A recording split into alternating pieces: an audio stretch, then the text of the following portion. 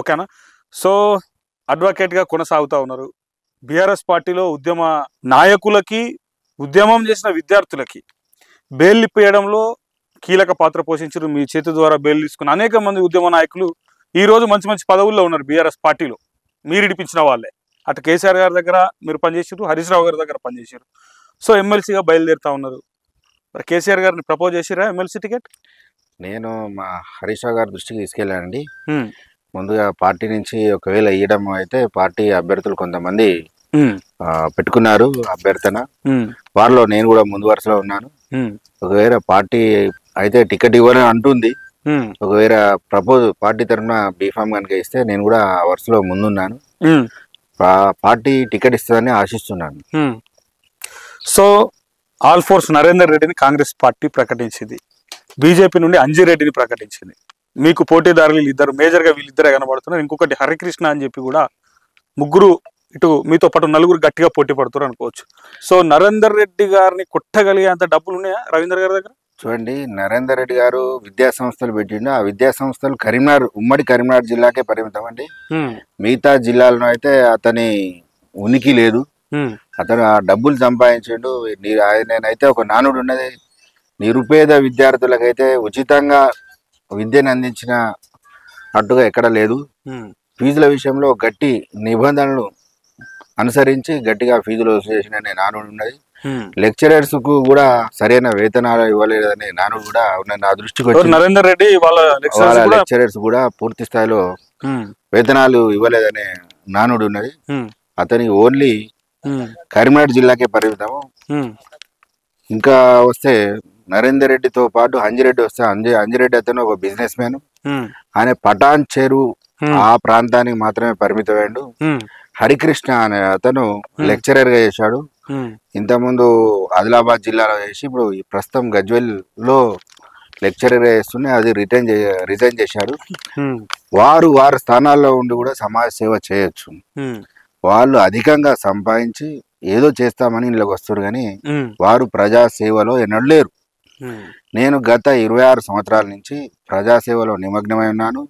కేసీఆర్ ఉద్యమ పార్టీలో విద్యార్థులకు ఉద్యోగాల సమయంలో తెలంగాణ ఉద్యమ పార్టీ పెట్టిన నేపథ్యంలో నేను కూడా అలా చేరి నా వంతుగా నేను కృషి చేయడం జరిగినది.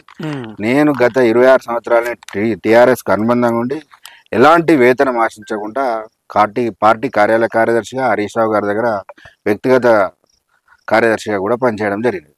ఓకే, ఇప్పుడు నేను ఏమంటున్నా అంటే నరేందర్ రెడ్డి గారు లెక్చరర్లకు జీతం ఇవ్వలేరు అంటున్నారు. మరి ఫ్లెక్సీలు, అడ్వర్టైజ్మెంట్ సోషల్ మీడియాలో వైరల్ చేసుకోవడం చాలా కీలకంగా దాన్ని ఎంచుకొని పబ్లిసిటీ చేసుకుంటున్నారు కదా. మరి ఆయన ప్లస్ అవుతుందంటారా నరేందర్ రెడ్డి? చూడండి, నరేందర్ రెడ్డి గారు విద్యా సంస్థలో బాగా డబ్బులు సంపాదించాడు. అది ఇప్పుడు పెడుతున్నాడు. ఆ ఫ్లెక్సీలను చూసి ఓట్లేసే పరిస్థితి ఈ రోజుల్లో లేదండి.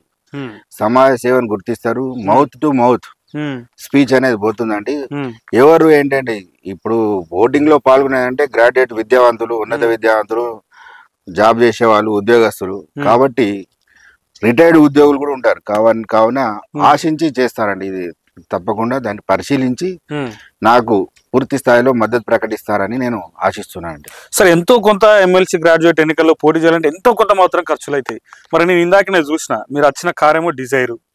మీరు అంత డబ్బు ఉందా? మరి అడ్వకేట్ గా మంచిగా సంపాదించుకుంటున్నారా? పెట్టగలుగుతారా? ఇప్పుడు ఖర్చులు పెట్టుకోగలుగుతారా? చూడండి, నేను అడ్వకేట్ గా ఎలా ఉన్నానంటే సిద్దిపేట ప్రజలకు తెలుసు. సిద్దిపేటలో ప్రజా వకీల గుర్తింపు ఇచ్చాను. నేను స్థాయిని, స్తోమతను బట్టి పైసలు తీసుకునేవాడిని. వారికి నేను ఎన్నడూ కూడా ఇంత ఇవ్వమని ఎప్పుడూ డిమాండ్ చేయలేదండి. ఫీజుల విషయంలో వారు నాకు వచ్చిన వాళ్ళందరూ పరిచయస్తు, సర్పంచుల ద్వారా కానీ, ఎంపీటీసీల ద్వారా కానీ, లేకపోతే గ్రామ స్థాయి ఉన్న నాయకులు, పార్టీలకు అతీతంగా నా దగ్గరకు వచ్చేవారండి. వారు ఎంత ఇస్తే అంత తీసుకునేవాడిని, కానీ నేను ఎప్పుడు కూడా ఫీజుల విషయంలో డిమాండ్ చేయలేదు. నాకు 26 సంవత్సరాల నుంచి నేను ప్రాక్టీస్ చేస్తున్నా, కానీ సిద్దిపేటలో నాకు సొంత ఇల్లు లేదండి. కాకపోతే నాకు 10,000 పైన కేసులు ఉన్నాయి. ఒక ఇల్లు లేదు, 10,000 పైచీలకు కేసులు ఉన్నాయి. ఆ కేసులలో కూడా ఎక్కువ డిమాండ్ చేసి తీసుకునేది లేదు. ఏదో ఫ్రెండ్లీగా నడుస్తుంటది. ఎవరిని నాకు నా పొట్ట నిండుతుంది, నా ఖర్చులు నిండుతున్నాయి. నేను ఎవరిని డిమాండ్ చేసి అడగడం లేదు. ఇక్కడ ఉన్న అన్ని వర్గాల నాయకులకు, అన్ని పార్టీల నాయకులకు, సామాన్య కార్యకర్తలకు నేనేంటో అనేది తెలుసు. సిద్దిపేట జిల్లా వాస్తవ్యం. సో అన్ని డిస్ట్రిక్ట్లు విజిట్ చేస్తా ఉన్నారా?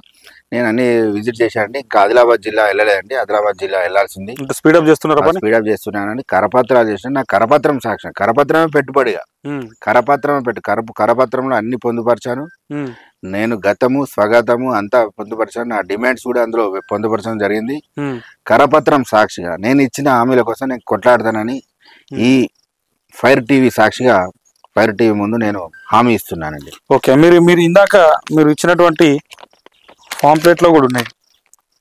నేను ఎన్నికల్లో ఎమ్మెల్సీగా ఎన్నికైతే తెలంగాణ పబ్లిక్ సర్వీస్ కమిషన్ ద్వారా ప్రతి సంవత్సరం జాబ్ క్యాలెండర్ వచ్చే విధంగా మరియు వాటి పరీక్షలు సకాలంలో నిర్వహించి ఫలితాలు మరియు అదే సంవత్సరం జాబ్ నియామకాలు అయ్యే విధంగా కృషి చేస్తాను. సో దాదాపుగా 20 హామీలను కూడా మీ పాంప్లెట్లో నా పాంప్లెట్ కరపత్రంలో 20 హామీలను పొందుపరచడం జరిగిందండి. దాంతో పాటుగా జాబ్ క్యాలెండర్, ఉద్యోగస్తులకు మెయిన్ ప్రధాన సమస్య ఏంటంటే చాలా మంది పీజీలు అయిపోయి నిరుద్యోగులుగా ఉన్నారు. వారి కోసం ఎక్కడైతే స్థానికంగా పరిశ్రమలు ఉంటాయో వారు చదివిన ఉద్యోగాన్ని బట్టి స్థానిక పరిశ్రమల్లో ఉద్యోగాలు ఇప్పించడం జరుగుతుంది. తర్వాత టీపీఎస్ఎస్ అంటే ఇంతకుముందు ఏపీఎస్ఎస్సి అని ఉండే, ఇప్పుడు TSC Telangana public service commission ద్వారా ప్రతి సంవత్సరం జాబ్ క్యాలెండర్ వేసే విధంగా ప్రయత్నించి అదే సంవత్సరం రిజల్ట్ తో పాటు ఉద్యోగ నియామకం కూడా ఒకటే సంవత్సరం అయ్యే విధంగా నేను కృషి చేస్తాను. నేను గత 30 సంవత్సరాల నుంచి చూస్తున్నాను. టీపీఎస్ఎస్సి ద్వారా, టిఎస్పిఎస్సి ద్వారా ఎప్పుడు కూడా ఎగ్జామ్స్ అయితే 3 సంవత్సరాలు కేసులు వేయడం కానీ, రిజల్ట్ లో జాప్యం జరగడం కానీ, పేపర్లు ఇక్కడ అవడం కానీ జరుగుతుంది. అటువంటిది నివారణ కృషి చేసి ఒకటే సంవత్సరంలో జాబ్ క్యాలెండర్ ప్రకటించిన అదే సంవత్సరంలో రిజల్ట్, ఉద్యోగ నియామకాలు అయ్యేందుకు కృషి చేస్తానండి. ఒకవేళ గ్రాడ్యుయేట్ ఓటర్లు అందరూ కలిసి మిమ్మల్ని గెలిపిస్తే ఈ 20 హామీలను నిజంగా నెరవేర్చగలుగుతారా? దీని మీద సరైన నేను ఈ కరపత్రం సాక్షి చెప్తున్నాను. నేను బీద అణగారిన వర్గాల నుంచి వచ్చానండి. నాకు సమస్యల పట్ల అవగాహన ఉన్నది. నేను గతంలో మంత్రి హరీష్ రావు గారి దగ్గర చేశానండి. 2 టర్మ్లు అతని దగ్గర మినిస్టర్ ఉన్నప్పుడు పర్సనల్ సెక్రటరీగా చేయడం జరిగింది. నాకు సమస్యల మీద వాటి లోతుపాట్లు అన్ని కూడా తెలిసి నేను వీటి సాధనకు కృషి చేస్తానండి. సో ఇంకా మీ ఓటర్లకు ఏం చెప్పదలుచుకున్నారు? చూడండి, నా కరపత్రంలో అన్ని పొందపరిచిన దాన్ని మీరు పూర్తిగా అవగాహన చేసుకొని నేను అందరికీ అప్పీల్ చేస్తున్నాను ఏంటంటే మీరు కరపత్రం పూర్తిగా చదవని నా డిమాండ్లు అన్ని కూడా నెరవేర్చే విధంగా, 1-2 నెరవేర్చకపోవచ్చు, 11వ అయితే హామీ ఉన్నది. నిరుద్యోగుల పక్షాన, ఉద్యోగ సంఘాల పక్షాన వారికి ఏదైతే సమస్యలకు నివారణ కోసం హైకోర్టులో పబ్లిక్ ఇంట్రెస్ట్, ప్రజల కోసం పబ్లిక్ ఇంట్రెస్ట్ లిటిగేషన్ పిటిషన్ ఏపించి వాటికి అయ్యే ఖర్చు నేనే భరిస్తానని, సొంతంగా భరిస్తానని హామీ ఇచ్చినండి. ఉద్యోగస్తులు ఎప్పుడైనా ఉద్యోగ సంఘాల పక్షాన ఏదైనా అన్యాయం జరిగినా గానీ, ఉద్యోగులకు ఏదైనా రావాల్సిన బెనిఫిట్స్ గానీ, ఇంకేదైనా నిరుద్యోగులకు వారి పక్షాన జాబులు సకాలంలో ఇవ్వలేకున్నా ఏదైనా మార్కుల విషయంలో అయినా జాప్యం జరిగినట్టయితే పబ్లిక్ ఇంట్రెస్ట్, ఇది అందరి కోసం కాబట్టి నా వ్యక్తిగతం కాదు, వారికి పిల్ వేయించి, వారికి రిట్ పిటిషన్లు పిల్ వేయించి వాటికి అయ్యే ఖర్చు కూడా నేనే భరిస్తాను. ఓకే, సో నిజంగా రవీంద్ర గారు కాంగ్రెస్ పార్టీ నుండి నరేందర్ రెడ్డి పోటీ చేస్తా ఉన్నాడు. ఆయన డబ్బు ప్రభావం పనిచేయదంటారా ఓటర్ల మీద? అట్ట మామూలుగా చూడండి, ఈ జనరల్ ఎలక్షన్ కు, లోకల్ బాడీ ఎలక్షన్లకు, ఈ పట్టభద్రుల ఎమ్మెల్సీ ఎలక్షన్లకు చాలా తేడా. దీంట్లో కూడా పట్టభద్రులు టీచర్స్ అనేది లిమిటెడ్ ఓట్స్ అండి. ఇప్పుడు జరిగే ఎన్నికలలో టీచర్స్ ఎన్నికలు ఉన్నాయి, పట్టభద్రులు. టీచర్స్ ఓట్లు అనేది మొత్తం ఉమ్మడి జిల్లాలో 15, ఇప్పుడు 13 జిల్లాలు, పాతవి 4 జిల్లాలు, 14వ జిల్లాల పార్ట్లీ, హన్మకొండ జిల్లాలో, భూపాలపల్లి జిల్లాలో పార్ట్లీ ఉన్నది. ఈ 15 జిల్లాలు కూడా పూర్తిగా డిగ్రీ పట్టభద్రులు, ఎంప్లాయీస్, రిటైర్డ్ ఉద్యోగులు ఉంటారు కాబట్టి వీళ్ళందరికీ అవగాహన ఉంటది. అందుకోసం దీంట్లో డబ్బు ప్రభావం ఉండదండి. డబ్బు ఎవరు అడగదు, అటువంటిది ఉండదు. టీచర్ ఎమ్మెల్సీ అని అంటే లిమిటెడ్ ఓట్స్ ఉంటాయి. వాళ్ళకి 15 జిల్లాలలో 27,000 మంది ఓటర్స్ ఉంటారు. వారు ఏంటంటే వారికి యూనియన్ ఉంటాయి, వాళ్ళ సంఘాలు ఉంటాయి, వాళ్ళ సంఘాల ప్రభావం ఉంటుంది, వాళ్ళ సంఘాలు మ్యాండేట్ ఇస్తారు. దీంట్లో పట్టభద్రులు వ్యక్తిగతంగా ఆలోచిస్తారు, పార్టీలను పక్కన పెట్టి వ్యక్తిగతంగా ఆలోచిస్తారని ఆశిస్తున్నాను. ఆశించి నన్ను గెలిపించి నన్ను చట్టసభలో పంపిస్తే నేను ఇచ్చిన హామీలు నెరవేరుస్తానని ఈ ఫైర్ టీవీ ద్వారా మీ అందరికి హామీ ఇస్తున్నాను. సో చూపించండి ఒకసారి.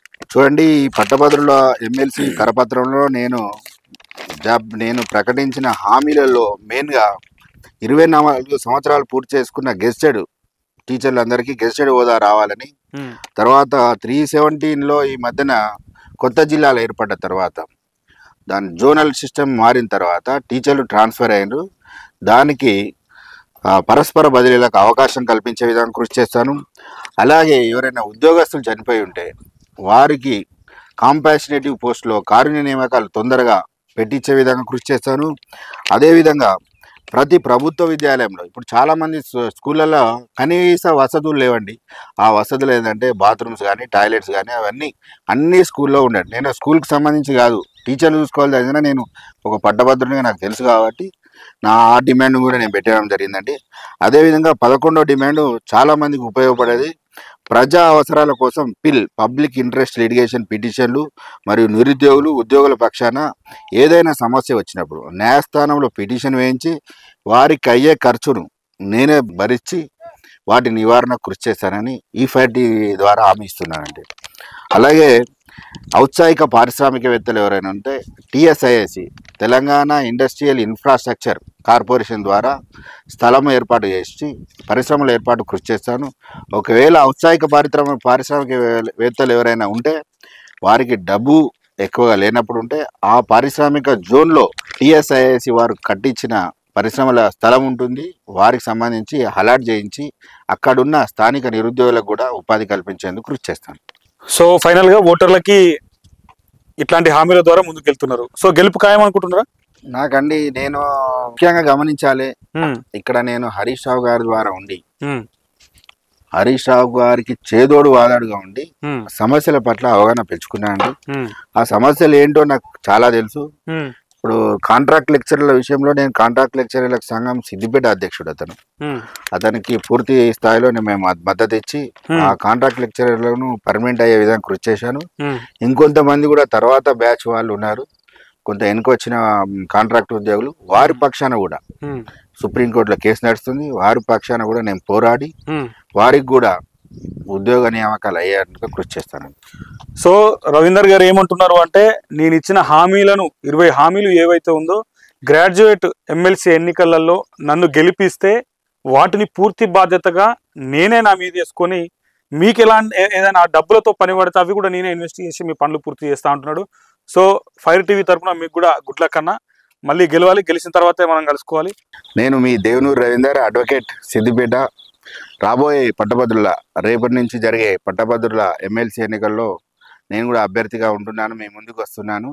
కావున యువ విద్యార్థి ఉద్యోగ పట్టభద్రులందరికీ పేరు పేరున నమస్కరిస్తూ చెప్పున్నది ఏమనగా, నేను గత 26 సంవత్సరాల నుంచి సిద్దిపేటలో అడ్వకేట్గా ప్రాక్టీస్ చేస్తున్నాను. తెలంగాణ ఉద్యమ సమితి ఏర్పడిన సందర్భంలో నేను కూడా నా వంతు కర్తవ్యంగా మీ ముందుకు వస్తానని నేను ఉద్యోగుల పక్షాన ఉండి ఎన్నో కేసులు ఎదుర్కోవడం జరిగినది. ఎన్నో ఉద్యమ సమయంలో జరిగిన ఎన్నో కేసుల్లో కూడా ఉచితంగా బెయిల్ ఇప్పించడం జరిగినది. నేను గత 26 సంవత్సరాల నుంచి ప్రజల పక్షాన ఉండి అందరి పార్టీలకు అతీతంగా నేను కేసులు వాదించడం జరిగింది. ఏదైనా ప్రజల పక్షాన నిరసనలు కానీ ధర్నాలు కానీ జరిగినప్పుడు వారి పక్షాన ఉచితంగా బెయిల్ ఇప్పించి వారి పక్షాన వాదించడం జరిగింది. కావున మీరందరూ ఆలోచించి నన్ను ఎమ్మెల్సీగా ఎన్నుకొని చట్టసభలోకి పంపినైతే మీ గొంతుగా నేను ఉండి మీ సమస్యలన్నీ పరిష్కరిస్తారని ఈ ఫైట్ టీవీ ద్వారా మనవి చేస్తున్నాను.